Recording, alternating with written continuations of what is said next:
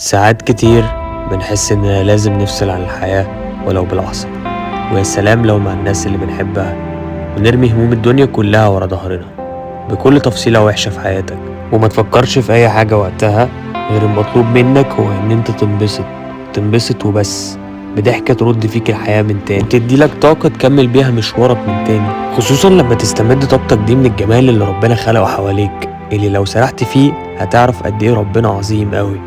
عايز بس افكرك بحاجة اخيرة، متخليش حد يقف قصاد سعادتك اولا، وبعد كده اي حاجة تانية. بايدك تبسط نفسك وبايدك تضايق نفسك. هسيبك تستمتع باللقطات اللي ردت فيا الروح من تاني وخلتني قادر ان انا اكمل مشواري من تاني. وحابب اشكر كل واحد موجود في الفيديو ده من صحابي، لان هم ليهم سبب كبير جدا في ان انا ابقى مبسوط وان انا ارجع استمد طاقتي من اول وجديد. وفي الحقيقة ان من الصعب جدا في الفترة اللي احنا فيها دي ان انت تلاقي حد يساعدك ان هو يرسم البسمة في وشك من تاني.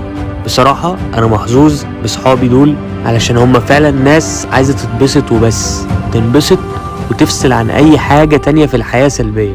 بجد شكرا لكم جدا.